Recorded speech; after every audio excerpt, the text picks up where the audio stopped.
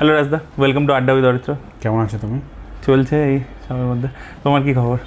আমার তো চলছে, খুবই চাপ চলছে আর কি। প্রমোশন ইত্যাদি? হ্যাঁ, প্রমোশন আছে, প্লাস লাস্টের দিকে একদম পোস্ট প্রোডাকশনের লাস্ট পার্ট চলছে। আচ্ছা। তার সঙ্গে কোন হলে যাবে, কত শো হবে, একটা বিশাল চাপ, সব মিলিয়ে মিশিয়ে আর কি। রাজা, আমি তোমার ফিল্মোগ্রাফি গো থ্রু করছি, আমি তোমার সব সিনেমায় দেখা। তো তোমার সাহিত্য কেন্দ্রিক ছবি এটা প্রথম। হ্যাঁ, মানে আমি টেলিফিল্মটা বাদ দিচ্ছি, আমি বড় ছবির কথা বলছি। তো এটা সাহিত্য কেন্দ্রিক ছবি। তো টেলিফিল্মও এটাই মনে হয় ফার্স্ট। টেলিফিল্মও তো করিনি, মানে করতে পারিনি, আমি চেষ্টা ট্রাই করেছিলাম। হ্যাঁ, শুধু বাবলি ট্রাই করেছি, 2004 সালে ট্রাই করেছিলাম। হ্যাঁ, মানে রাজা, তোমার ছোটবেলায় তোমার সাহিত্যের সাথে মানে কিরম ভাবে বেড়ে ওঠা? প্রচন্ড বই পড়া ছিল, এবং পার্টিকুলারলি কোন ধরনের বই ভালো লাগতো সেটা যদি একটু বলো। আমি সব ধরনের, বিশেষ করে বাংলা বই পড়তাম সবথেকে বেশি, এবং প্রচুর বই পড়তাম। আমি সবথেকে বেশি পছন্দের রাইটার ছিল সমরেশ মজুমদার, বুদ্ধদেব গুহ, হ্যাঁ, তারপরে সঞ্জীব চট্টোপাধ্যায়, হ্যাঁ, শীর্ষেন্দু, শরদিন্দু, এইসবই পড়ে বড় হয়েছে আর কি। প্রচণ্ড পড়তে ভালোবাসতাম, প্রচণ্ড। আর একটা সময় ছিল যে লাইব্রেরিতে বিকেলবেলায় স্কুল থেকে এসে বা যখন কলেজে পড়তাম তারপরে বাড়িতে বই নিয়ে এসে পড়তাম। মানে ম্যাক্সিমাম পার্টটা ছিল যে আমরা লাইব্রেরিতে গিয়ে ম্যাক্সিমাম বই, তখন তো বই এত আমাদের কেনার ক্ষমতা ছিল না, তো লাইব্রেরি অপশন ছিল, মানে প্রত্যেকটা পাড়াতে একটা করে লাইব্রেরি থাকতো। হালি শহরে তোমাদের পাড়াতে? হ্যাঁ হ্যাঁ, আমাদের একটা খুব বিখ্যাত লাইব্রেরি ছিল, একদম রামপ্রসাদ ঘাট আছে যেখানে, তুমি যদি ওখানে একটা বুদ্ধ আছে, মানে আমাদের মিউনিসিপ্যালিটি ঠিক উল্টো দিকে একটা লাইব্রেরি ছিল। সেই লাইব্রেরিটা এখন আছে কিনা আমি জানি না এক্স্যাক্টলি। সো ওই লাইব্রেরিতে আমরা সবাই গিয়ে বই পড়তাম আর কি, গঙ্গার ধারে। অসাধারণ। হ্যাঁ। আর বুদ্ধদেব গুহর সাথে প্রথম কিভাবে পরিচয়? মানে আমার জন্য বুদ্ধদেব গুহ রিজু শিকারি পড়ে আমি বুদ্ধদেব গুহ পড়েছি, আমি পড়ে আমি পুরো ফ্যান ছিলাম, একটু বড় হওয়া আর কি, বা প্রেমের অন্যান্য সাইডগুলো ওনার গল্প পড়েই মেনলি আমার এসে, বা তারপরে মৈত্রী দেবী নহন্যতে পড়েছি, বা মির্চা এলিয়ট পড়েছি। মানে এগুলো হচ্ছে মানে একটু ম্যাচিওর হয়ে যাওয়ার মতো আর কি। প্রেম মানে আদৌ প্রেমের সংজ্ঞাটা কি, মানে ওই ভালো লাগা কোনো এইগুলো পড়ে হয়েছিল। শরৎচন্দ্র পড়ে যেমন প্রেমে পড়া শিখেছিলাম আর কি, হোয়াট ইজ লাভ আর কি। আর এদের গল্প পড়ে আমি একটু বড় হয়েছি আর কি, মানে এই গল্পটার মধ্যে ঢুকতে চাইছিলাম, মানে এরকম একটা প্রেম জীবনে চাইছিলাম আর কি। সো তারপরে বুদ্ধদেব গুহকে চেনা সবকটা। আর প্লাস আর একটা খুব ইন্টারেস্টিং, সেটা হচ্ছে অ্যাডভেঞ্চার করতে উনি ভালোবাসতেন, এবং জঙ্গলে উনি জঙ্গলকে নিয়ে এক্সপ্লোর করেছে প্রচুর। আমি রিজু শিকারির কথা বললাম, রিজু শিকারি ক্যারেক্টারটা আমার প্লাস হচ্ছে তোমার লবঙ্গীর জঙ্গলে, সুখের কাছে, বা আর তখনকার দিনে না জন্মদিন বা কোনো অকেশন হলে না বই গিফট করতো আর কি। আর উপরের পাতায় লেখা থাকতো শুভেচ্ছা সহ ভালোবাস, লেখা থাকতো হচ্ছে অনেক ভালোবাসা এরকম, বা অনেক শুভেচ্ছা সহ, বা অনেকগুলো বই আছে প্রথম পাতায় এভাবে লেখা থাকতো আর কি। হ্যাঁ, শুভেচ্ছা সহ আর কি, মানে বড়রা দিলে আর কি শুভেচ্ছা দিয়ে একটা বই দিত আর কি। সো তখন বই দেওয়ার একটা বড় ট্রেন্ড ছিল। এখন রিসেন্টলিও আমার জন্মদিনে বা কোনো একটা অকেশনে আমি রিসেন্টলি অনেকগুলো বই পেয়েছি, যেমন কৌশিক সেন আমাকে অনেকগুলো বই দিয়েছিলেন রিসেন্টলি আর কি। আচ্ছা, তো যখন তুমি প্রথমবার বাবলি করতে চেয়েছিলে, মানে ওই যে ঘটনাটা তুমি বলে, হ্যাঁ, তো তখন যখন বুদ্ধদেব গুহর কাছে গিয়েছিলে তখন উনি কি বলেছিলেন এবং পরবর্তীতে কনভিন্স করলেন? 2004 সালে তখন আমার প্রথম টেলিফিল্মটা হয়ে গেছে, নদের চা, তারার জন্য করছিলাম। আর সেকেন্ড টেলিফিল্মটা কি করব, সো তখন ভাবলাম যে একটা গল্প বুদ্ধদেব গুহর বাবলি পড়া ছিল, তো আমি যদি ওটা করতে পারি আর কি। তখন আর এত কিছু ভাবতাম না, করতে হবে এরকম একটা ভাবনা চিন্তা ছিল। সো আমি তখন আমার যে বস ছিল মামদোদা, অরিন্দম দে, তাকে বলি যে আমি বুদ্ধদেব গুহর একটা গল্প করতে চাই। সো বললো চল আমি কথা বলে দিচ্ছি। তো উনি আমাকে কথা বলে দিয়েছিলেন। তো উনি শুনে বলেছিলেন বাহ খুব ভালো, কিন্তু তুমি এইটা না টেলিফিল্মের গল্প না, এটা কিন্তু বড় পর্দার জন্য। তুমি যদি কোনোদিন বড় পর্দায় করো আমাকে বলো, আমি অবশ্যই, আমার অনেক গল্প আছে। তো 2021-এ আমি ওনাকে আবার অ্যাপ্রোচ করি আর কি। ইন বিটুইন অ্যাকচুয়ালি কি হলো, ওই বাবলি অনেকে কপিরাইট নিয়েছিল আর কি গল্প করার, সিনেমা করার জন্য, বা ওনার অনেক গল্পই নিয়েছিল সিনেমা করার জন্য। উনি যেটা বলেছেন আর কি, সেটা কেউ সিনেমা বানাননি আর কি। সো আমিও বানাবো না, এটাই ওনার মধ্যে ছিল আর কি, যে তুমি বানাবে সত্যি তাহলে বানাও, তাড়াতাড়ি করে বানাও, তাড়াতাড়ি বানাও আর কি। আর আমি বুঝতে পারি যে তাড়াতাড়ি বানানোর মানে না হচ্ছে উনি চলে যাবেন আর কি। সো আমার ফোকাসই ছিল আমি বানাবো আর কি। সো 2023-এর ওই শেষের দিকে আমরা গল্পটা শুটিং শুরু করি, ততক্ষণে উনি নেই আর কি, উনি আমাদের ছেড়ে চলে গেছেন। সো অসাধারণ গল্প, অসাধারণ ক্যানভাস, অনেক অসাধারণ একটা, মানে অসাধারণ লেখা, মানে ওনার প্রত্যেকটা ডায়লগ মানে পড়লেও মানে ও ডায়লগ আমাকে চেঞ্জ করতে হয়নি কখনো। আমি হয়তো স্ক্রিন প্লেটা চেঞ্জ করেছি, যেহেতু ওনার লিনিয়ার গল্প লেখা রয়েছে, আমি সেটাকে একটু অন্যভাবে একটু ড্রামাটিক ওয়েতে হয়তো চেঞ্জ করেছি, বাট বেসিক গল্পটা ওনারই পুরোটা। তো উনি কি স্ক্রিপ্টটা দেখে গেছিলেন না যখন তুমি যেটা প্রথম তৈরি করেছিলে, সেটা কি দেখে গেছিলেন? না না না না না, উনি দেখে যান। উনি মাঝে মধ্যে ফোন করতেন আর কি। আর ভীষণ গল্প করতে ভালোবাসতেন, আড্ডা মারতে ভালোবাসতেন, সবার ব্যাপারে খবর রাখতেন আর কি। সো আমার কী ব্যাপার, কবে করছো তোমরা, তাহলে কী করছো বলো, কে হলো ফাইনাল, কবে করছো? আমি স্যার এখন রেডি করছি। তখন আবিরকে কনভিন্স করে উঠতে পারিনি আর কি। আর উনি বলেছিলেন যে তুমি কিন্তু, আমি বলেছিলাম স্যার আপনি যদি হন কাকে নেবেন, আপনি যদি ডিরেক্টর হন, বলে আবিরকে নিতে পারো, ওখান তো খুব ভালো, গুড লুকিং, মানে ও অভিরূপ সেন ওর মধ্যে আছে। আমি বললাম বাবলি? বলে কেন, শুভশ্রী? মানে ও তো রোগা, মানে কী করে করবে? বললো কেন, তোমাদের সিনেমায় তো রোগা মোটাই সব করে নিতে পারো, কিন্তু ভালো লাগবে, তুমি করে দেখতে পারো, মানে তুমি।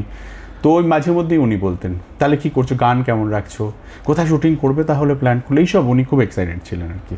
আচ্ছা, আরে তুমি যে কথাটা বললে যে আবির চ্যাটার্জিকে তুমি তখন কনভিন্স করতে পারো, আবিরকে কনভিন্স করতে 2 বছর লেগে গেছে আমার। 2 বছর? হ্যাঁ, ও প্রথমে কেন জানি না, ওর অ্যাকচুয়ালি বাবলি করার ইচ্ছে ছিল না ইনিশিয়াল ডেজ। ওর ধারণা ছিল যে প্রেমের গল্প হয়তো বাঙালি দেখবে না, এটা একটা ওর পারসেপশন ছিল। ওর মনে হচ্ছিল যে ওর কী জানি, ওর একটা রাগ, অডিয়েন্সের উপর একটা অভিমান জন্মেছে ওর, যে যেখানেই যায় শুধু বলে বোমকেশ আবার কবে হচ্ছে, কবে আপনি আবার ডিটেকটিভ গল্প করছেন। সো ও যে সব রকমের চরিত্র করতে পারে, সেইটা ওকে কেউ মানে সেইটা নিয়ে ওর একটা ইয়ে রয়েছে যে আমাকে কেন সবসময় বোমকেশ বলে বলা হবে, বা আমি একটা ডিটেকটিভ সোনাদা কেন বলা হবে, আমি তো অন্য অনেক সিনেমা করি, অনেক রকমের সিনেমা করি, আর he is a brilliant actor. So ওইটা একটা ওর ইয়ে হচ্ছে, আর প্রেমের সিনেমা করলে হয়তো দেখবে না লোকে, এরকম একটা ধারণা ওর মধ্যে হয়তো একটা ইয়ে হয়েছে, সেটা একটা অভিমানের মতো ওর আছে আর কি। এইটা করতে আমাকে 2 বছর লেগেছে, মানে আমি বলেছি ওকে ছাড়া হবে না, ওকে ছাড়া আমি ভাবতেই পারছি না। যখন ও বলেছেন আমি করবো না, তখনও অবধি আমি কিন্তু ভাবছি কাকে বলবো, কেউ মাথাতেই আসছে না আর কি। মানে আমি একদম, আর যেখানে বুদ্ধবাবু নিজে বলেছেন ওর কথা, এবং আমি নিজেও চোখ বন্ধ করলে ওরকেই দেখতে পাচ্ছি আর কি, এই লম্বা, একটু মানে একটু ফর্সা, সুন্দর দেখতে, একটু সুপুরুষ বাঙালিদের মতো দেখতে। হ্যাঁ, সো এটা ওর মধ্যে খুব ভীষণ সুন্দরভাবে আছে। এখনও মুখের মধ্যে একটা ইনোসেন্সি আছে, মানে লন্ডন থেকে পড়ে এসছে, সে একটা ইম্ফলের মতো একটা জায়গায় থাকে, এত ব্রিলিয়েন্ট একটা চাকরি করে। সো এই যে ফেসটা, এইটার মধ্যে মানে এটা আবিরের মুখের মধ্যে খুব ভালো আছে। সেটা অন্য কাউকে দিয়ে করালে হয়তো ভালো হতেও পারতো মেবি, কিন্তু আমি দেখতে পাচ্ছিলাম না, তাই আমি ওর কাছে পড়েছিলাম। আচ্ছা, তুমি আমাকে যখন আমি সন্তানের সেটে আমরা একটা করেছিলাম, ইন্টারভিউ করেছিলাম, তো তখন তুমি আমাকে বলেছিলে যে প্রলয়ের জন্য আমি মিঠুনদাকে একবার অ্যাপ্রোচ করেছিলাম, কিন্তু কোনো কারণে হয়নি। তবে এখানে তুমি বলে যে আবির চ্যাটার্জিকে আমার কনভিন্স করতে টাইম লাগে। তো ধরো তুমি একটা গল্প বানাচ্ছ, তখন একটা চরিত্র, মানে একটা ক্যারেক্টারে তুমি একটা সার্টেন অ্যাক্টারকে দেখছো, এবার ধরো তুমি তাকে অ্যাপ্রোচ করছো কোনো কারণে, ডেটসের ইস্যুর জন্য, বা ধরো এই প্রবলেম যেটা তুমি বললে, নানান কারণে ধরো তুমি কাস্ট করতে পারো, তাহলে কি তুমি ছবিটাই বানাবে না? অনেক এরকম ছবি আছে যেগুলো আমি করিনি, আমার কাস্টিং ম্যাচ করেনি বলে অনেক ছবি আছে। প্রডিউসার রাজি হয়ে গেছে, সব কিছু রাজি হয়ে গেছে, বাট আমার মনে হচ্ছিল যে মানে আমাদের এখানে লিমিটেশন তো আছে, মানে খুব কম অ্যাক্টার অ্যাক্ট্রেসের উপর ডিপেন্ড করতে পারি আর কি, মানে সেইভাবে অনেক নাম্বার অফ অ্যাক্টার অ্যাক্ট্রেস নেই। আর কেউ আবার এখন এমন ব্যারিয়ার তৈরি করে ফেলেছে, ধরো কেউ নিজেই প্রডিউস করে, নিজেই তার নিজের হাউসে কাজ করে। সো এই ব্যারিয়ারের জন্য আমাদেরও একটু লিমিটেশন হয়ে গেছে আর কি সেক্ষেত্রে।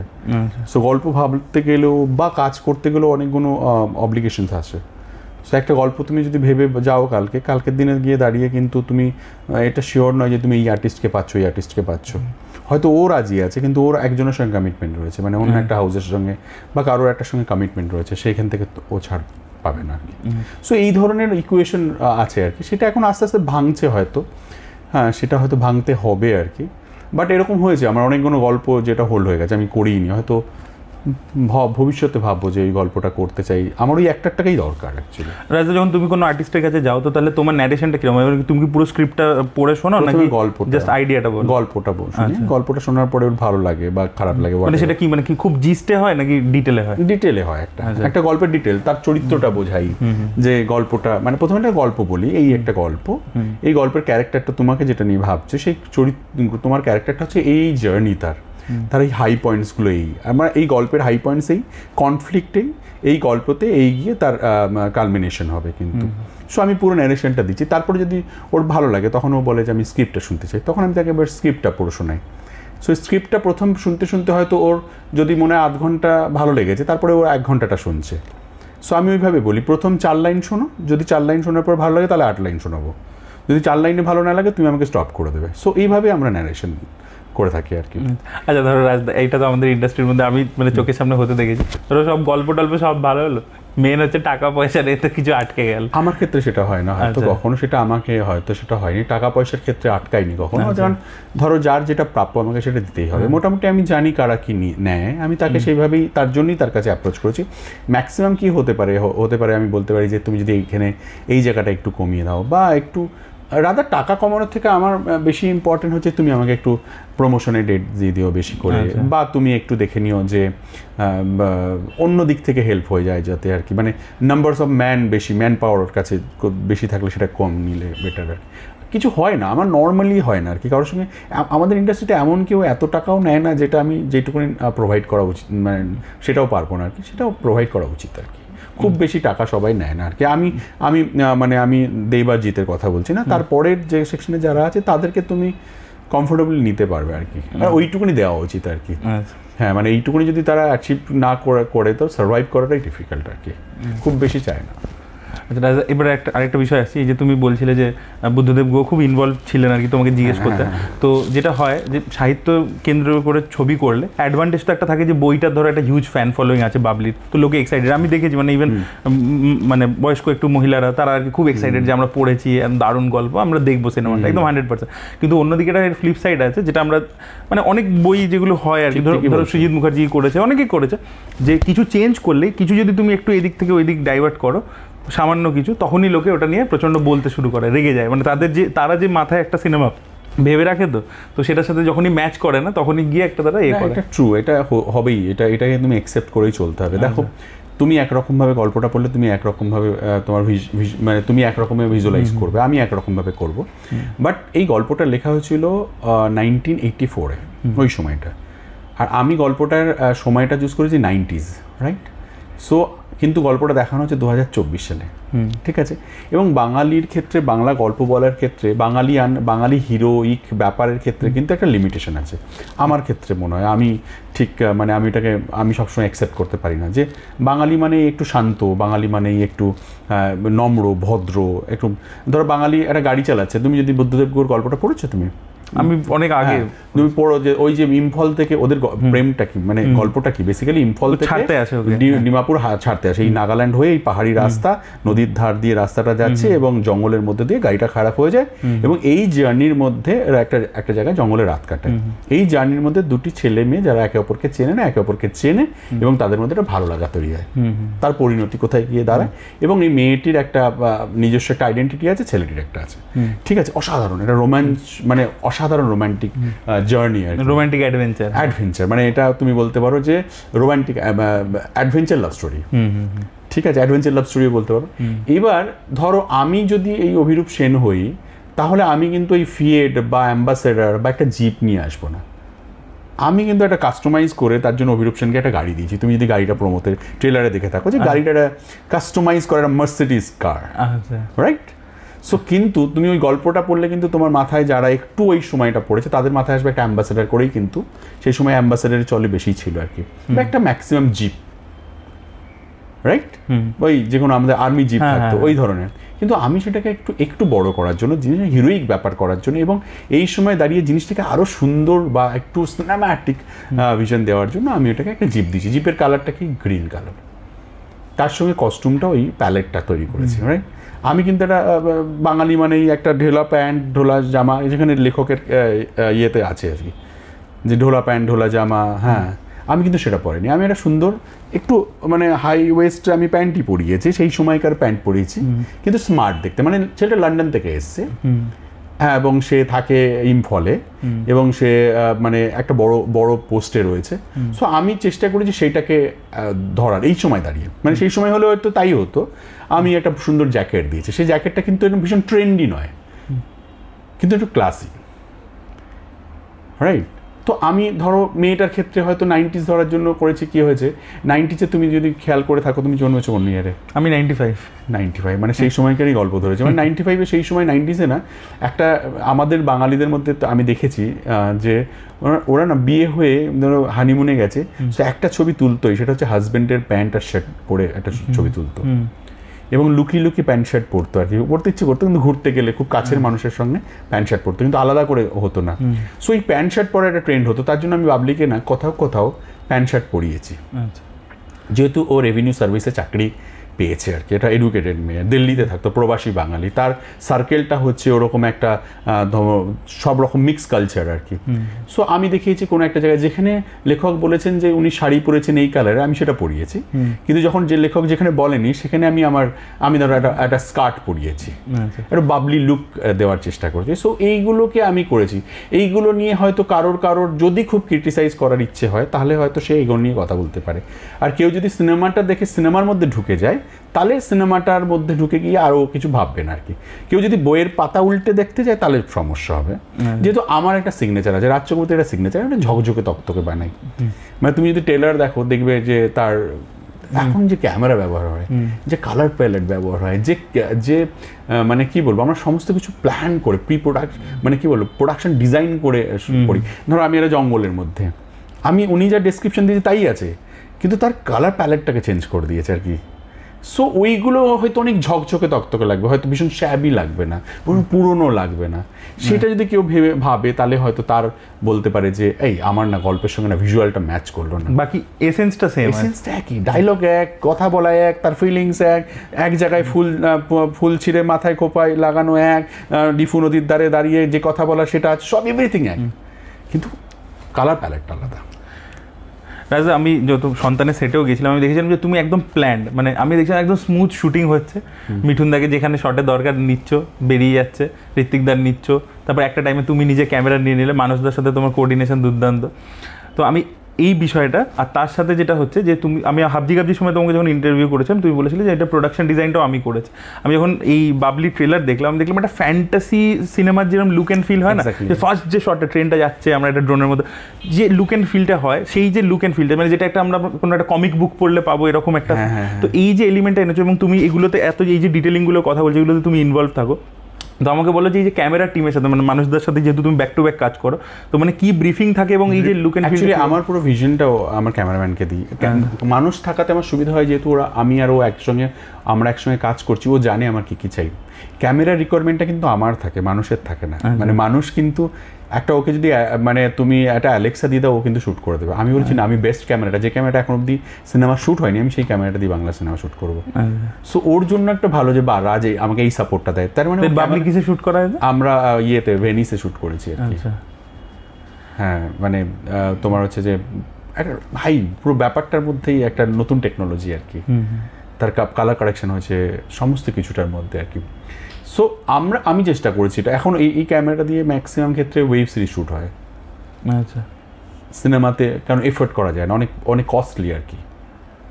সো আমি সেটা দিয়েছি। মানুষকে ব্রিফ করা থাকে, আমি এই কালার প্যালেট ভাবছি, তো এই ধরনের লাইট করবি। আমার এইখানে সিন টু সিন ওকে বোঝাই যে এই ক্যারেক্টার দুটো এরকম যাচ্ছে গাড়ি করে। আমরা প্রথমে ভেবেছিলাম গাড়িটা ক্রোমাতে শ্যুট করবো, যেহেতু এত সিন রয়েছে, যে কারণ এত আমার ভয় লাগছিল যে রিক লাগিয়ে ওই পাহাড়ি রাস্তায় আঁকা বাঁকা পথ যদি চলতে হয়, যদি আবির ভালো করে না করে অ্যাক্সিডেন্ট হয়ে যাওয়ার চান্সেস খুব বেশি থাকবে।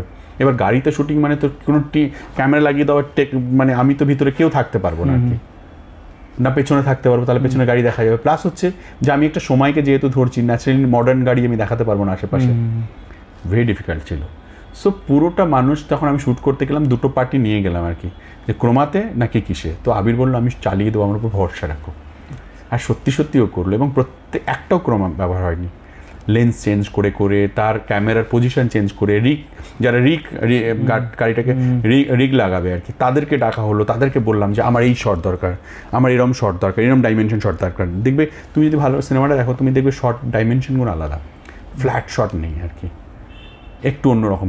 সবটা কিন্তু রিগ লাগিয়ে চালিয়ে শ্যুট করা হয়েছে। আর আমরা ইনস্ট্রাকশন দিচ্ছি একটা অন্য গাড়ি থেকে, অন্য জায়গা থেকে। আর পুরো আবির শ্যুট চালাচ্ছে বা শুভশ্রী কখনো চালাচ্ছে, ইনস্ট্রাকশন ওর খালি ওয়াকিতে ফলো করছে। মানে একটা সিকোয়েন্স হওয়ার পরে মনে হলো না যে আরেকবার নিই।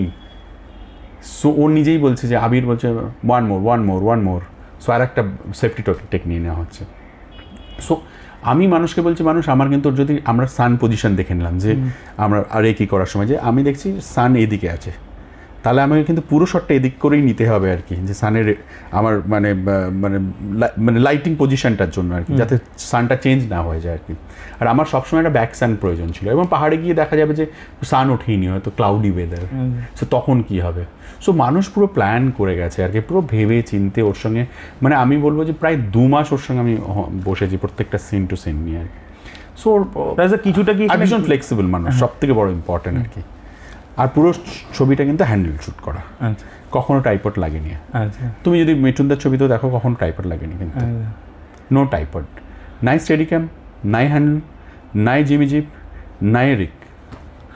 তো রাজা আরেকটা কথা বলো যে এখানে কিছুটা মানে এই যে লুক এন্ড ফিলটা তুমি ক্রিয়েট করছো, মানে একটা ফ্যান্টাসি টাইপের লুক এন্ড ফিল, তো ওখানে কি কিছুটা তো গ্রাফিক্সের কাজ লাগে? ধরো মানে মানে আকাশে আমি এতগুলো মেঘ নিতে চাইছি, মানে একদম করলে ভালো হয়, করলে হয়, তার প্ল্যানটা আবার আলাদা। আচ্ছা, হ্যাঁ, সেটা আমরা করিনি, এখানে পুরোটাই রিয়েল। আচ্ছা, পুরোটা রিয়েল, হ্যাঁ, কোনো আমরা গ্রাফিক্সের কাজ করিনি। কিছু ভিএফএক্স এর কাজ আছে, ধরো ফ্লাইটের ক্ষেত্রে হয়তো কিছু ভিএফএক্স এর কাজ আছে, মানে প্লেট শুট করে এনে সেটা লাগানো আর কি। আদারওয়াইজ ম্যাক্সিমাম ক্ষেত্রে কিন্তু ম্যাক্সিমাম রিয়েল শুট করা আর কি। হ্যাঁ, তুমি যেগুলোর কথা বলছো সেগুলো কিছু কিছু ক্রিয়েট করা, বানানো আর কি কিছুটা, কিন্তু ক্লাউড বা এইগুলো মানে মেজর ক্ষেত্রে কিন্তু শুট করা। রাজা এগুলো কি মানে তুমি আগে থেকে মানে গ্রাফিক্স আর্টিস্টের সাথে কথা বলেই তারপর যাও? হ্যাঁ, হ্যাঁ, মানে আমি অনেক ক্ষেত্রে দেখেছি গ্রাফিক আর্টিস্ট করি, পুরো এটা প্রোডাকশনের পুরো এটা একটা স্টোরি বোর্ড বানানো হয়। আচ্ছা আচ্ছা, একে নেওয়া হয় যে আমি তাকে বুঝাচ্ছি, আবার এরকম হয় যে একে বুঝিয়ে গেলাম একরকম, গিয়ে আমি অন্য শুট করলাম আর কি। আমার টিম জানে যে পাগলা আছে, গিয়ে অন্য একটা কিছু করবে আর কি। সো সবাই তৈরি হয়, একটা বেসিক আইডিয়া নিয়ে চলো। আর আমি মনে করি ফিল্ম মেকিংটা হচ্ছে এত প্ল্যান করে হয় না, স্পটে গিয়ে ইম্প্রোভাইজেশনটাও খুব দরকার। তুমি আজকে যা ভাবছো, তুমি 10 দিন পরে যখন ফ্লোরে যাবে, তোমার ওখানে গিয়ে তোমার ইম্প্রোভাইজেশন তৈরি, মানে তুমি আর একটা অন্যরকম ভাবতে শুরু করলে আর কি। সেটাকে তোমাকে অ্যাকসেপ্ট করতে হবে, বা সেইভাবেই তোমায় কাজ করতে হবে, রিজিড হলে চলবে না আর কি। এবার একটু মানে বিজনেস সাইডটায় আসছে সিনেমা, যে তুমি এই নিজের প্রোডাকশনে এই ছবিটা করেছো, এবার তুমি 2019-এ পরিণীতা করলে, খুব বড় হিট, নিজেরা, হ্যাঁ, নিজেরই প্রোডাকশনে করলে, বিশাল হিট হলো। তার আগেও তুমি প্রডিউস করেছো, কিন্তু সেগুলো তুমি নিজে ডিরেক্ট করোনি একটা? না, প্রলয় করেছিলাম।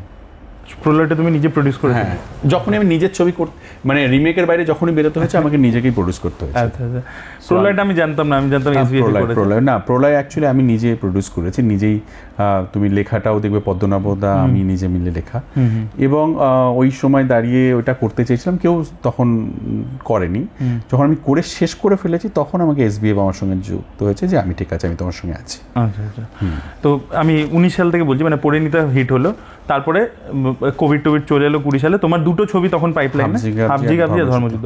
তারপরে যেটা হলো যে অনেকদিন পরে আবার তুমি, মানে তোমারও মাঝে একটা গ্যাপ হয়েছিল, মানে তুমি জিতে কাজ করেছো, আমি ওটা বলছি না, মানে ওটিটিটা বলছি না, আমি বলছি সিনেমাতে অনেকটা গ্যাপ হলো। আর যেটা হচ্ছে যে তুমি আবার একটা ছবি করছো, তো এইটা কি একটা মানে প্রডিউসার হিসাবে এটা কি একটা প্রবলেম হচ্ছে, যে যদি আমি সিঙ্গেল একটা ছবি বানাই, এখন যেভাবে স্যাটেলাইট মার্কেট অপারেট করছে বাংলাতে, যে আমার একটা প্ল্যাটার না হলে, একটা বোকে না হলে বিক্রি করার সমস্যা হচ্ছে, তাই জন্য আমরা যেটা হাবজি গাবজি এখনো কোথাও আসেনি, বা ধর্মযুদ্ধ অনেকদিন পরে হইচই, হ্যাঁ, এখনো কিন্তু টেলিভিশনে আসেনি। তো এই যে প্রবলেমসগুলো, এগুলো কি মানে প্রডিউসার হিসেবে তুমি ফেস করছো? এটার পিছনে একটা খুব ইন্টারেস্টিং ব্যাপার আছে, যেটা আমি তোমাকে বলতে পারি। তুমি যখন জিজ্ঞাসা করেছো, তুমি যখন, যেহেতু তুমি এত ভাবো সিনেমা ইন্ডাস্ট্রি নিয়ে, আমি তোমাকে এর গল্পটা, পেছনের গল্পটা একটু ছোট্ট করে বলি। আমি খুব মানে কি বলবো, যে আমি খুব ফোকাসড, আমি কি করব, কিভাবে করা উচিত, এত বছরের জার্নিতে আমি এটা আমার কাছে ক্লিয়ার, এবং যাদের কাছে ক্লিয়ার তারা কিন্তু এই স্ট্যান্ডগুলোই নেয়। আমার প্রথম শর্ত ছিল যে আমি ছবি বিক্রি করতে হবে তাই করব না, পারপেচুয়ালি ছবি আমি বেচবো না, কারণ এই ছবিটা আমার বাচ্চার মতো। একটা ছবি আমি কষ্ট করে পয়সা জোগাড় করে বানিয়ে, সেটা হিট হোক, ফ্লপ হোক, যাই হোক, এই ছবিটা আমার বেবি, সারা জীবন ও আমারই থাকবে, আমি কাউকে পারপেচুয়ালি দিয়ে দেবো না। আমার যদি কোনোদিন কোনো কিছুর দরকার হয়, তাহলে আমাকে তার থেকে কপিরাইট নিতে হবে। এটা হতে পারে কোনো দিন আমাকে 2 পয়সা কম দেওয়া, কিন্তু আমি ছবি সারা জীবনের মতো তোমাকে বেচবো না। সো সেইটা নিয়ে প্রথম শুরু হয়েছিল, সবাই দিয়ে দিচ্ছিল, কিন্তু আমি দিইনি আমার ছবি। পারপেচুয়ালি আমি দর্শকদেরকে বলতে চাই যে একেবারে পার্মানেন্টলি দিয়ে দেওয়া, আর এমনিতে জেনারেলি হয় কি রিনিউ হয় আর কি, রিনিউ হয়, মানে আমি 5 বছরের জন্য দিলাম, বা 6 বছরের জন্য দিলাম, বা 10 বছরের জন্য দিলাম, কিন্তু আমি জানি 10 বছর পর বা 5 বছর পর বা 3 বছর পর আমার ছবি আমার কাছে ফিরে আসবে। কিন্তু এটা পারপেচুয়ালি মানে হচ্ছে যে সারা জীবনের জন্য তুমি একটা পয়সার বিনিময়ে ছবিটা দিয়ে দিলে, মানে তার সেই ছবির একটা ক্লিপও তোমাকে ব্যবহার করতে গেলে তার পারমিশন তাকে পয়সা দিতে হবে। সো কখনোই সেটা হতে পারে না। কেন আমি প্রডিউস করতে আসলাম সেটাও বুঝতে হবে, যে আমি আগে নিজের ছবি বানাচ্ছিলাম কোনো প্রডিউসারের আন্ডারে, সেটা কষ্ট করে অনেক কিছু করে তো একটা ছবি হয়, শুধু পয়সার জন্য তো নয়। তুমি একটা পয়সা দিলে, রেমুনারেশন দিলে, আর আমি ছবিটা বানিয়ে দিলাম, কখনো কখনো সেই ছবিতে আমার নামও দেওয়া হয় না, অনেক কিছু অনেক জায়গায় সেই ছবি দেখানো হয় বা কোনো ছবির ব্যাপারে কোথাও কিছু হচ্ছে দেখেছি ডিরেক্টরের নামও যায় না। ওটা আমার যন্ত্রণা ছিল, যে আমি এগুলোকে ব্রেক করতে চেয়েছিলাম, যে আমি শুধু একজন লেবার নই, আমি শুধু একটা কন্ট্রাক্টর নই, আমি একজন ডিরেক্টর, এই ছবিটার সৃষ্টিকর্তা, জন্মদাতা। সো আমি চেয়েছিলাম যে এই সব কিছু যেন থাকে আর কি। যেমন এখন কারোর সঙ্গে ছবি করলে এটা বলা থাকে যে আমার যেখানেই তোমার ছবির যাই থাকুক আমার মানে ডিরেক্টরের নাম কিন্তু যাবে সেখানে। জানো আজ থেকে 20 বছর 50 বছর পরে যদি একটা ছবির কিছু গেল হয়তো ডিরেক্টরের নামই গেল না। অনেক জায়গায় দেখেছি অনেক হাউসে ডিরেক্টরের নামই লেখা থাকে না, হোর্ডিং লাগানো আছে, প্রডিউসারের নাম লেখা আছে, হিরোদের নাম লেখা আছে, কিন্তু ডিরেক্টরের নাম লেখা নেই। সো এইগুলো আমার প্রবলেম ছিল। তো আমি তার জন্য নিজে হাউস করতে চেয়েছি, নিজের মতো গল্প বলতে চেয়েছি, নিজের মতো করে ছবির মানে কি বলবো মানে ছবিকে নিজের মতো করে রাখতে চেয়েছি, তাই আমি প্রডিউসার হয়েছি। হাবজি গাবজি ধর্মযুদ্ধ আজ থেকে 3 বছর আগে বিক্রি হয়ে যেত, রাদা 4 বছর আগে বিক্রি হয়ে যেত যদি আমি এই ডিলটায় চলে যেতাম, অনেক বেশি টাকা পেতাম। কিন্তু আজকের দিনে দাঁড়িয়েও আমি একটা শর্তের উপর দাঁড়িয়েছি, আমি ছবি পারপেচুয়ালি দেবো না। এখন বিক্রি হয়েছে হাবজি গাবজি ধর্মযুদ্ধ স্টারে এবং হইচইতে, বাট এতদিন অবধি আমি কিন্তু এইটার পিছনে লেগেছি। তুমি আমাকে কম দাও পয়সা, কিন্তু ছবি আমার ছবি আমার কাছে ফিরবে। মানে আমি মনে করি যে দেখো আমরা ফিল্ম মানে আমরা যে ইন্ডাস্ট্রিতে কাজ করি না তারা না, আমি জানি না আমার পরিবারের জন্য আমি কতটা কি রেখে যেতে পারবো, কিন্তু আমি যদি যে 20টা 30টা ছবি রেখে যাই তার জন্য, আমার পরিবারের জন্য, ওটাই অ্যাসেট তার কাছে। এই তোমার যে কথাটা বলছি যে বাকেট, একটা লাইব্রেরি যদি কোথাও বিক্রি করতে হয় আমি লাইব্রেরি সমেত বেচবো। একটা ছবি বেচতে গেলে যে বার্গেনিংটা হচ্ছে, যে কম্প্রোমাইজটা আমাকে করতে হচ্ছে, আজকে আমার কাছে 30টা 40টা ছবি যদি থাকে, সো আমি বলবো আমার কাছে 30-40টা ছবি আছে, তুমি এটা নাও এতদিনের জন্য। সো এইটাই হচ্ছে বিজনেস মডেল হওয়া উচিত সবার ক্ষেত্রে। এবার আমার একটা কথা আছে, ধরো শিবুদার আমি এক্সাম্পল দিচ্ছি। শিবুদা যেরকম উইন্ডোজ বানিয়েছে, সেখানে সে নিজেই সব ছবি বানাচ্ছে এবং নিজের বাইরেও গিয়ে প্রডিউস করছে এবং তারপরে সে বিক্রি করছে, সব কিছু পুরো জিনিসটাই ছবিটা ওর কাছে ফিরে আসছে, হ্যাঁ ফেরত আসছে। এবার আমার কথা হচ্ছে যে শিবুদা কিন্তু কিছুতেই উইন্ডোজের বাইরে বেরিয়ে অন্য কোনো ব্যানারে কিছু কাজই করে না। এবার তুমি ধরো প্রোডাকশন করলে, তারপর তুমি আবার একটা গিয়ে বাইরে ব্যানারে কাজ করলে। আমি একদিন করছিলাম না অরিত্র, অ্যাকচুয়ালি হচ্ছে শিবু একদম খুবই ভালো কাজ করে, শিবুর বিজনেস প্ল্যানটা খুব ভালো আর কি। শিবুর একটা সুবিধা হচ্ছে শিবু নন্দিতা দিয়ে এরা সবাই মিলে একটা গ্রুপ করে কাজ করে, একটা কেন একার পক্ষে ডিফিকাল্ট আর কি সবটা করা। এটা সৃজিতদা আমাকে বলছে, হ্যাঁ মানে খুব ডিফিকাল্ট, মানে আমি ক্রিয়েটিভটা ভাববো নাকি ফিনান্সিয়ালটা, মানে এই মানে কিভাবে ছবিটা তার কত টাকা খরচা হবে, কিভাবে তার রিকভারি হবে, কি করে মানে এখন সারাদিন বসে আছি, একে এত টাকা খরচা হবে, এখানে পোস্টারের জন্য এত টাকা দাও, হোর্ডিংয়ের জন্য এত টাকা লাগবে, বুক মাই শোতে এত টাকা দিতে হবে, এইটা করবো নাকি ক্রিয়েটিভটা সামলাবো বলো তো? So difficult for me. শুভদি আছে তোমার সাথে? শুভদি তো সবে আসছে এখন, শুভদি তো এখন এই ব্যবসাটা বোঝে না। শুভদি এখনও ওর ফোকাসে কিন্তু বই পড়তে ভালোবাসে, যেমন আমাকে হেল্প করে, ও গল্পর ক্ষেত্রে আমাকে হেল্প করে, যে একটা কিছু করছি ওর সঙ্গে ডিসকাস করি। একটা বন্ধু আছে আমার খুব ভালো, সেটা শুভশ্রী, যার সঙ্গে ডিসকাস করতে পারি আর কি, ভালো খারাপটাও বলে দেয় আর কি। কিন্তু এখন বিজনেসটা তো এখনও বোঝেনি, যে এই মার্কেটের ভিতরে গভীরতাটা তো জানে না, যেটা শিবু খুব ভালো বোঝে, ভীষণ ভালো বোঝে। যেমন আমার 15 তারিখে মানে আমি স্পেশাল স্ক্রিনিং করতে চাইছিলাম, শুভ বললো একদম করিস না, তুই 16 তারিখে কর বা 14 তারিখে কর, বেস্টটা 16 তারিখে। আমি ওকে বললাম, আমি সোজা 16 তারিখ নিয়ে চলে গেলাম। সো ওর আইডিয়াগুলো খুব ভালো, বা শ্রীকান্ত দাদের আইডিয়াগুলো খুব ভালো, হ্যাঁ, বা দেবরা এখন করছে, অনেক বেশি কাজ করছে ওরা। আমার পক্ষে কী হচ্ছে, একটা ছবি করার পর আর একটা ছবিতে যেতে একটু টাইম লাগছে, কারণ একটা ভালো গল্প আমাকেই তৈরি করতে হবে, তার প্রি প্রোডাকশন আমাকেই করতে হবে, আমাকে বুঝতে হবে মার্কেট কী আছে না আছে। আমি যে কোনো ছবি করতে পারবো না। আমি যদি অ্যাক্টার হতাম, একজন ডিরেক্টরকে ডেকে বলতাম আমাকে ডিরেক্ট করে নাও, আমাকেই সবটা করতে হবে, ভেরি ডিফিকাল্ট। প্লাস দুটো ছবি বিক্রি হয়নি না তখন, সেটাও একটা ব্যাকলগ, এতগুলো টাকা আটকে রয়েছে, প্রায় 4.5-5 কোটি টাকা। এইসব বিজনেস, এটা বিজনেস একটা চলতে থাকবে। দর্শকরা বোঝে না, দর্শকরা ভাবছে যে এগুলো খুব ল্যাভিশ, বাট এগুলো কি চাপ আছে, মানে কতটা চাপ অরিত্র। তুমি তো এখন এর ভিতরে ঢুকেছো যে আমরা যে কত স্ট্রাগল করতে হয়, কত হার্ডওয়ার্ক করতে হয়, কত স্টেক লাগানো থাকে। ধরো কালকে বাবলি রিলিজ হবে, এতগুলো টাকার স্টেক লাগানো আছে, আমরা কেউ জানি কালকে দাঁড়িয়ে কি হবে ছবিটা, কেউ জানি কত টাকা রিকভারি হবে, কি হবে, যা ইনভেস্টমেন্ট, যা পাবলিসিটিতে খরচা করেছি, হিউজ। এখন থেকে পাবলিসিটিতে খরচাই করে না। ধর্মযুদ্ধ আমি 70 লাখ টাকা পাবলিসিটি খরচা করেছিলাম। আমরা এখন আসছিলাম বাইপাস দিয়ে, সব জায়গাতে বাবলির পোস্টার। হ্যাঁ, তো আমি তো ছাড়বো না, আমি যখন নামবো মানে আমি আমার বেস্টটা দেবো তো। সো আর এই অ্যাপ্রোচটা না থাকলে তুমি বড় হবে না তো সিনেমা। না না যেমন তেমন করে রিলিজ করলাম, যেমন তেমন করে বানালাম, যেমন তেমন করে রিলিজ করলাম, যেমন তেমন করে বেচে দিলাম, ব্যাস ঠিক আছে 50 লাখ টাকা ঘরে চলে আসলো, হ্যাপি, চল নেক্সট ছবি। আমার ওটা হবে না।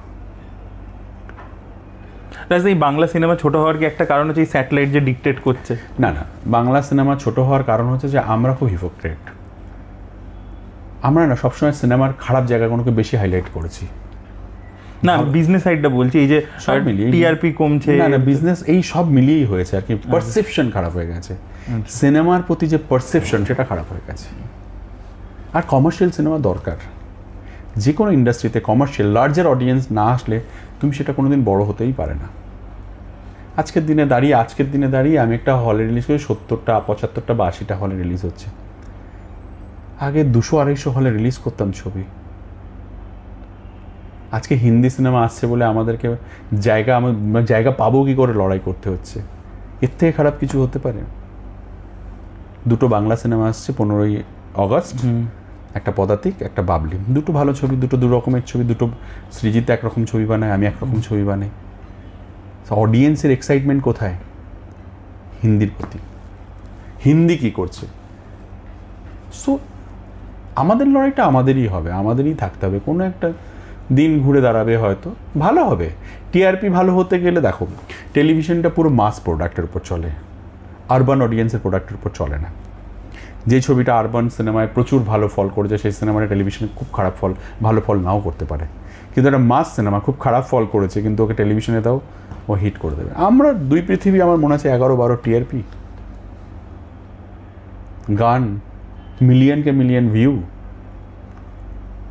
ম্যাটার করে এগুলো।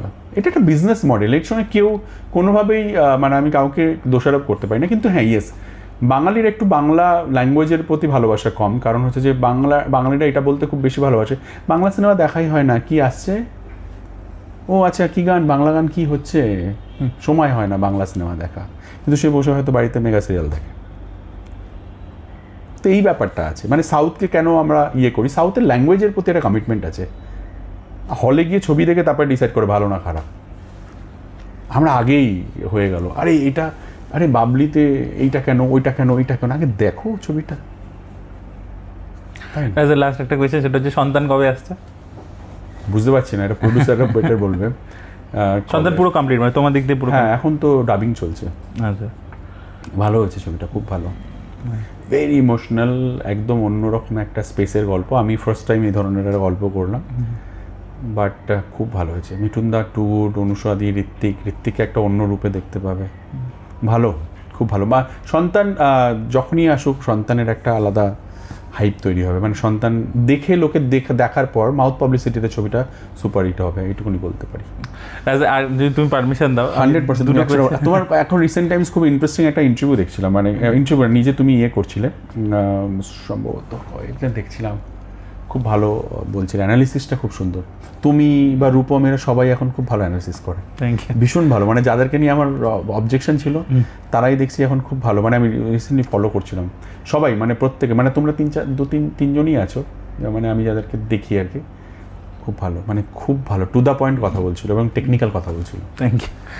রাজা, দুটো যদি কোয়েশ্চেন মানে করি, মানে একটু কন্ট্রোভার্সিয়াল, মানে এটার বাইরে, সেটা হচ্ছে যে রিসেন্টলি একটা আমরা দেখলাম directors guild versus artist forum, যেটা হলো, আর্টিস্ট ফোরাম বলছি, ফেডারেশন ভার্সেস ডিরেক্টর্স গিল্ড, যেটা আমরা দেখতে পেলাম। তো এবার কথা হচ্ছে যে, মানে এই কথাটা সোশ্যাল মিডিয়াতে লোকের কথা আর কি, আমি জাস্ট ওখান থেকে পিক আপ করেই বলছি যে যদি এত বড় প্রোডাকশন হাউসের ছবি না হতো, তাহলে কি এতগুলো ডিরেক্টর গিয়ে দাঁড়াতো? এই কথাটা উঠছে। দেখো, কথা যে কেউ যে কোনো বিষয়ের উপর কথা উঠাতেই পারে আর কি, তার অধিকার আছে। না, বলছে যে এর আগেও এরকম নাকি অনেক টেকনিশিয়ান সাসপেন্ড হয়েছে, কিন্তু তখন কেউ কিছু বলে, উচিত ছিল বলা। এটা কিন্তু কোনো প্রতিবাদ নয়, এটা কিন্তু কোনো লড়াই নয়, এটা আমাদের নিজেদের ইন্টারনাল প্রবলেম, এটাকে সলভ করার কথা বলা হচ্ছে। যে আমরা সত্যি যে একটা মানুষ, ধরো তুমি কালকে একটা ছবি বানাতে চাও, তুমি একটা ফিল্ম মেকার, তুমি শিখে এসছো বা তোমার মধ্যে আছে, তুমি একটা ক্যামেরা নিয়ে একটা ছবি বানালে, ঠিক আছে, এবার বানালে তোমার মনে হলো যে আমি 2-4টে ইন্ডাস্ট্রি যারা এক্সপার্টাইজ আছে তাদেরকে নিয়ে কাজ করলাম, সবাইকে নিয়ে পারলাম না। করতে গিয়ে ধরো তুমি কোনো একটা ভুল কাজ করে ফেললে, মানে ধরো ভুল না, ক্রাইম করনি, কাউকে মারোনি, কারোর টাকা চিন্তাই করনি বা কিছু না, কিন্তু ভুল হলো কি যে তুমি একটা নিয়ম মানলে না, তোমাকে 3 মাসের জন্য ছবি তুমি আর কাজ করতে পারবে না বলে দেওয়া হলো। সো এই 3 মাসের জন্য তুমি যখন কাজ করতে পারবে না বলো, এটা টেকনিক্যাল ব্যাপার বলতে যে কেউ, সেটা ডিরেক্টর হতে পারে, XYZ হতে পারে, আমি হতে পারে সেই লোকটা সারা বছর ধরে এই কাজ জোগাড় করে 3 মাসটাই কাজ করে বা 2 মাসটা কাজ করে, তার উপরে সারা বছরটা চলে। সো আমাদের বক্তব্য হচ্ছে তুমি কেন তাকে এইভাবে ইয়ে করতে পারো আর কি, তার জীবিকা বা তাকে নিষিদ্ধ কী করে করতে পারে? একটা ফিল্ম মেকার তো ইন্ডিপেন্ডেন্ট হতে পারে, এটা আমাদের বক্তব্য ছিল। এটা নিজেদের মধ্যে সলভ করতে চাইছিলাম, যেটা একটু বড় হয়ে গেল, সবাই অনেক বেশি অন্য দিকে চলে গেল, বাট এইটা হচ্ছে মেন। দেখো আমরা একটা ফ্যামিলি, মানে এবং আমরা যখন কাজ করি, মানে তুমিও দেখেছো, তুমি ফ্লোরে দেখেছো, কখনো আমাদের মনেই হয় না যে মানে আমরা কেউ কারোর থেকে আলাদা আর কি। না, এটা তো হয় না, হতে পারে না। মানে আমরা দ্য বেস্ট টাইম কাটাই যখন শুটিং করি, সবাই টেকনিশিয়ানরা থাকি, আমরা প্রত্যেকে আর্টিস্টরা সব মিলে একটা খাওয়া দাওয়া সব একসাথে হয় না। মানে আমি মানে সব থেকে হ্যাপি হই যখন ফ্লোরে ঢুকি, সবাই ঢোকার সঙ্গে সবার মুখের মধ্যে, কিন্তু কিছু কিছু হয়তো ইস্যুতে কারোর সঙ্গে হয়তো একটা সমস্যা তৈরি হয়, সেই সমস্যাগুলো সলভ করতে হবে নিজেদের মধ্যে। এটা এমন কিছু না, প্রত্যেকটা পরিবারেই অশান্তি হয়ে থাকে এবং সেটা প্রত্যেকটা পরিবারে সেই অশান্তির সমস্যার সমাধান হয়ে থাকে। আমি মনে করি এটা নিয়ে আমার মনে হয় সবাইকে এত কিছু ভাবার দরকার নেই। বড় হাউস আর ছোট হাউসের ব্যাপার নয়, যে কোনো সময় আগুনটা একটা সময় লাগে, রোজ তো থোড়ই না লাগে। কিন্তু রাজা, এবার এটা একটা ফ্লিপ সাইড আমি তোমাকে বলছি। রিসেন্টলি একটা আর্টিকেল বেরিয়েছে যেখানে যে পরিচালককে নিয়ে তোমাদের মানে সব পরিচালকরা একত্রিত হয়েছিল, সে একটা এরকম স্টেটমেন্ট দিয়েছে, যেটাকে আবার পরে এডিটও করা হলো। সেখানে সে এই স্টেটমেন্টটা দিয়েছে যে টেকনিশিয়ান দিয়ে মানে ডিরেক্টর ছাড়া শুটিং হতে পারে, টেকনিশিয়ান ছাড়া শুটিং হবে না, এরকম একটা স্টেটমেন্ট। হ্যাঁ, সেটা খুব খারাপই লেগেছে সবার ক্ষেত্রে আর কি। সেটা ও কেন বললো, কী কারণে বললো, সেটা একমাত্র ওই বেটার বলতে পারবে। দেখো এখানে না কোনো একজন ব্যক্তির হয়ে দাঁড়ায়নি। সবাই ভেবেছে কালকে যদি এটা আমার সঙ্গে হয় তাহলে কি হবে, তাই সবার নিজের আইডেন্টিটি রক্ষা করার জন্য দাঁড়িয়েছে, নিজের অস্তিত্বকে বুঝে নেওয়ার জন্য দাঁড়িয়েছিল। আর এই লড়াইটা কিন্তু কোনো টেকনিশিয়ানের সঙ্গে কোনো ডিরেক্টরের লড়াই না, এটা হচ্ছে আমাদের পলিসিগত লড়াই। এই পলিসিটাকে আমরা ঠিক করতে চাই, তাই লড়াই। এখন রাজা কোন দিকে এগোচ্ছে ব্যাপারটা? এখন মাননীয় মুখ্যমন্ত্রী একটা কমিটি করে দিয়েছেন, সেই কমিটি এখন নিজেদের মধ্যে একটা মিটিং করেছে, অলরেডি একটা মিটিং হয়েছে। আশা করছি এই সমস্যাগুলো খুব তাড়াতাড়ি সলভ হয়ে যাবে এবং কাজ তো কাজের মতো চলবে, যাতে আগামী দিন এই ধরনের ঘটনা না ঘটে। সেটার জন্য যাতে কী ঠিক করলে সেগুলো সলভ হয়, বোধ সবার সাইডটা মাথায় রেখে সেটা এরা করবে। আমার বিশ্বাস যে ঠিক হয়ে যাবে। এগুলো সব জায়গায় থাকে, সব প্রফেশনেই থাকে এই সমস্যাটা। আমাদের সমস্যা হয়ে গেছে যে আমরা এমন একটা ওয়ার্ল্ডে কাজ করি, আমরা কিছু একটা হাঁচি দিলেও সেটা অনেক বড় হয় আর কি। আমাদের কোনো মানুষ যদি কোথাও গিয়ে একটু দাঁড়ায়, সেটাকেও বড় করে মানুষ একটু হাইলাইট করে দেয় আর কি। এন্ড অফ দ্য তো মানুষ, মানে ক্যামেরার ওপর ও যা করে আমরাও তাই করি আর কি, তাই না? করি কিনা বলুন? সো আমাদেরকে একটু বেশি সবাই খুব ইন্টারেস্ট হয়তো আমাদের সবাইকে নিয়ে বেশি, একটু আমাদেরকে বাজে কথাও সব থেকে বেশি আমাদেরকেই লোকে বলে থাকে। সফট টার্গেট সব থেকে বেশি টার্গেট। কি খুশি হয়, মানে আনন্দ পায় হয়তো মেবি, বাট ঠিক আছে, এগুলো তো কনসেন্ট্রেট করা উচিত না। মানে আমরা যেটা করতে এসেছি সেটাই করবো আর কি। এর পরবর্তী কী করছো, মানে এর পরবর্তী প্রজেক্ট কী প্ল্যান? একটা ইচ্ছে আছে, প্ল্যান আছে, অনেকগুলো বড় প্ল্যান আছে, বড় প্ল্যানে আছে। দেখি, ডিপেন্ড করছে বাবলি কি অবস্থা হয়। বাবলির রেজাল্টের উপর অনেক কিছু ডিপেন্ড করছে অনেস্টলি, যে আরও বড় করবো কোনো নাকি ছোট করতে হবে। দেখি, হোপ ফর দ্য বেস্ট। একটা খুব ইন্টারেস্টিং সাবজেক্ট ভাবা আছে, যখন অ্যানাউন্স করবো তখনই বুঝতে পারবে যে কী। খুব ভালো, একদম আউট অফ দ্য ওয়ার্ল্ড, মানে একদম এরকম আমি যেমন করে থাকি আর কি সবসময়, কিন্তু হাটকে কিছু। থ্যাংক ইউ রাজা, খুব ভালো লাগলো কথা বলে, অনেকগুলো দিক নিয়ে কথা বলে। অনেকদিন পর 5টা গান করেছি একটা ছবিতে, 5টা গান আছে এই ছবিতে। অনেকদিন একটা ছবিতে 5টা গানই হয়নি, আগে করতাম আমরা একটা ছবিতে 5টা করে গান। আমার তো মনে হয় যে শত্রুতে তোমরা আরো একটা গান ছিল যেটা করতে পারোনি তোমরা শুট। হ্যাঁ, এখন রিসেন্টলি 1-2টো গান করতে জীবন বেরিয়ে যাচ্ছে, তো 5টা গান বাবলিতে, কিন্তু খুব অসাধারণ গানগুলো। যখন সিনেমার সঙ্গে দেখবে সবাই, খুব ভালো লাগবে আর কি। 5টা ইন্দ্রজিৎ দাশগুপ্তের কম্পোজিশন, শ্রেয়া ঘোষালের 2টো গান আছে, অনুপমের একটা গান আছে, রূপমের একটা গান আছে, মিনার রহমানের একটা গান আছে। So brilliant. এখন দেখো কেমন হয়ে গেছে, ইউটিউবগুলো কি অ্যালগরিদম চেঞ্জ হয়ে গেছে, পুরো জিনিসটা ঘেটে হয়ে গেছে পুরো। সেটা বিজনেস ইয়েটা মানে আমাদের ইন্ডাস্ট্রি সব থেকে বেশি এফেক্টেড হয়েছে সব কিছুর দিক থেকে। দাঁড়াতে হবে, ঘুরে দাঁড়াতে হবে, নতুন ট্যালেন্টও দরকার আছে, নতুন আইডিয়া নিয়ে আসবে যারা আর কি, আসতেই হবে। থ্যাংক ইউ রাজদা, থ্যাংক ইউ সো মাচ। আর একটু দর্শকদেরকে যদি বাবলি নিয়ে বলে দাও। হ্যাঁ, বাবলি রিলিজ করছে 15ই আগস্ট। অবভিয়াসলি আপনার হলে গিয়ে বাবলি দেখুন। বুদ্ধদেব গুহর কালজয়ী উপন্যাস এটা। আবির চট্টোপাধ্যায়, শুভশ্রী রয়েছে, সৌরশ্রী রয়েছে, 5টা গান আছে ইন্দ্রজিৎ দাশগুপ্তের কম্পোজিশনে, শ্রেয়া ঘোষালের 2টো, অনুপমের 1টা, রূপমের 1টা এবং মিনার রহমানের 1টা আর কি। অসম্ভব ভালো গান। এটা একটা মিউজিক্যাল লাভ স্টোরি বলতে পারেন, এটা একটা অ্যাডভেঞ্চার লাভ স্টোরি বলতে পারেন, এবং এটা একটা প্রেমের গল্প আর কি। যারা প্রেমের গল্প দেখতে ভালোবাসেন, ঝকঝকে তকতকে সিনেমা দেখতে ভালোবাসেন, তারা অবশ্যই হলে গিয়ে বাবলি দেখবেন।